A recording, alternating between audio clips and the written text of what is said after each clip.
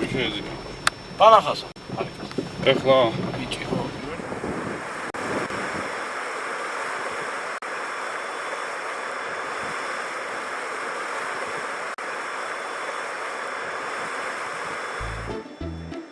Tkvaras upē Gruzijā notiek savdabīga un interesanta zivju zveja.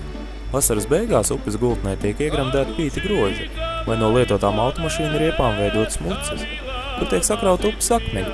Rudenī, kad mazās zivtiņas meklē piemērotu ziemas guļvietu, tās salien upes akmeņus prāgās un nereti par savu ziemošanas mājvietu izvēlas zvejnieku atstātos grozus un no riepām veidotās muces.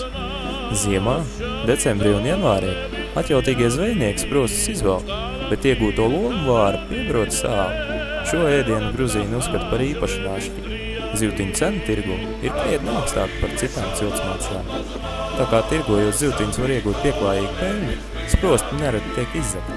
Arī mums kopā ar Giju un Stalberu apstaigājot vasarā atstātos sprostus, nāks konstatēt, ka vairāk krāvumu ir izzakti.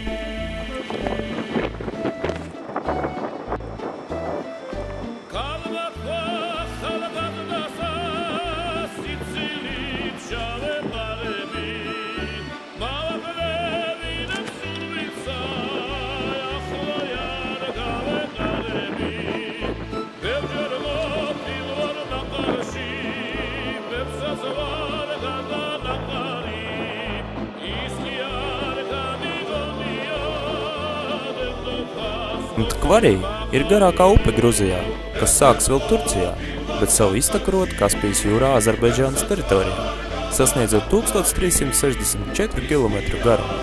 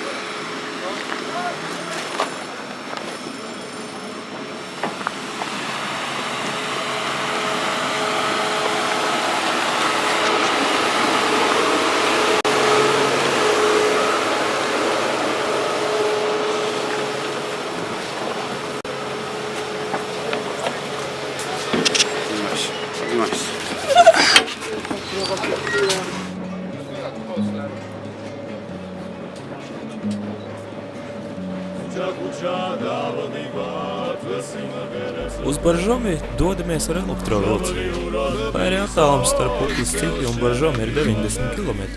Ceļā paiet vairāk nekā 2 stundas. Pat līdzenumā starp Kaukāzu kalnu virsotnēm vilciena ātrums nepārsniedz 60 km/h. Lai arī vilcienam rietumnieku izpratnē būtu nepieciešami rekonstrukcijas darbi, pašlaik tas rada savdabīgu šarmu. Vilcienu vagonā mutuļot dzīvību. Rodas sajūta, ka šeit viss sarunājas ar visiem. Veci stantiņas sagumuši zem gadu nastas, periodiski šķērso vagonu, skaļi piedāvājot siltas maizītes, limonādi, kukurūzas pārstas un grauzdētas saulespuķu sēkliņas. 2 konduktori pa vilcienu pārvietojas kopā, katrs apkalpojot citu krēslu rindu, bet viņus pavada dzelzceļa apsargs. Vilcienu pasažieri galvenokārt vīrieši.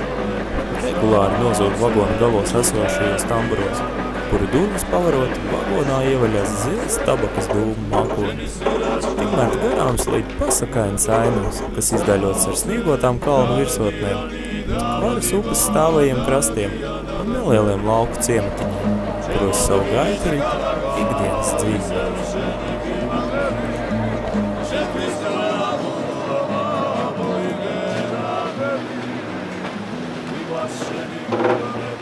Чем занимаешься?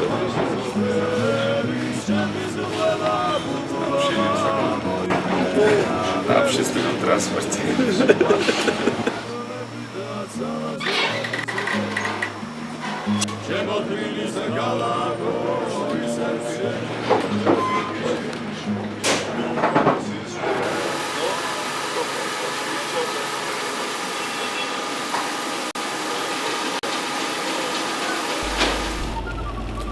Ar mikroautobusu turpinām ceļu augstāk kalnos, kur zemāka temperatūra, dziļāks sniegs un lielāks ziemesprieks. Vienā no populārākajiem Gruzijas slēpošanas kurortiem, Bakurjānī, sezona ap gadu mīt tikai grasās sākties. Pilsēta un tai pieguļošās slēpošanas trases ieņēmuši pirmie ziemas atpūtnieki, bet atpūtas inventāra iznomātāji apkalpo sezonas pirmos klientus. Pakalpojumus izmantojam arī mēs. No pusaugu puiši iznomājam sniega motociklu, ar kuru vizinoties paceļam sniega virpuļus piekājumi sniegotajos klējumos. Tikmēr leju pa slēpošanas trasēm ātrākā un lēnākā tempā slīd slēpotāji un snowboardisti. Viņi šeit sagaidīs arī gadu mīļu. Neviens vien Bakurjānī izrāda interesi par to, no kurienes esam un kā patīk Gruzija. Siltā cilvēka attieksme un uzņemšana dziļi iespiežas atmiņā. Tāda ir Gruzijas būtība.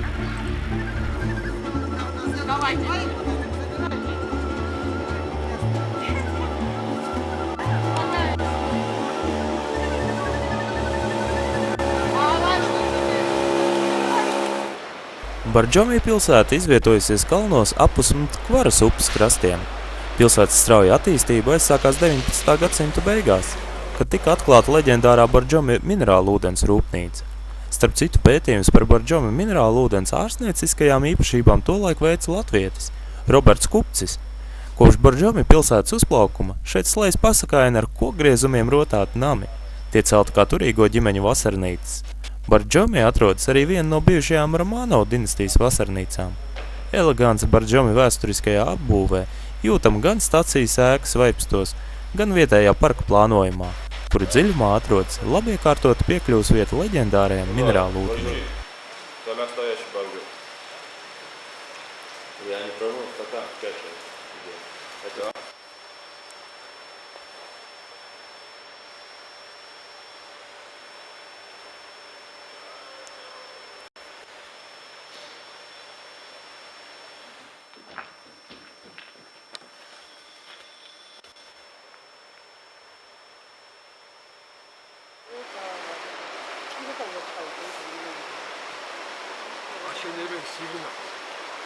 Vietējie iedzīvotāji vairāk gan izmanto Bardžomi avota iztekas upes otrā krastā, kur ūdenskrāns vienkāršāks, bet minerālu ūdens tecējums straujāks.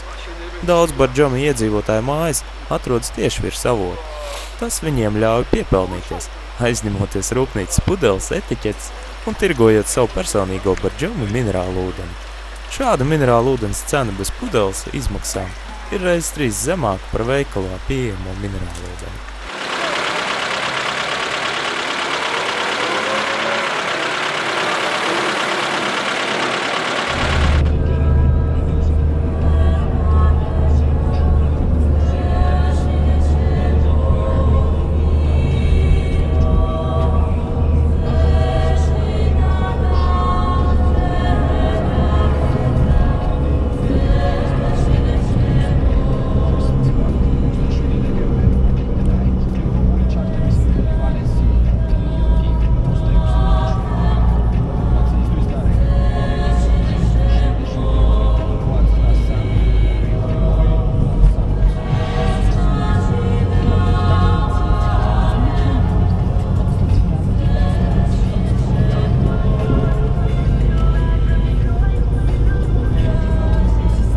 Прямо идет уже к Цхинвале дорога.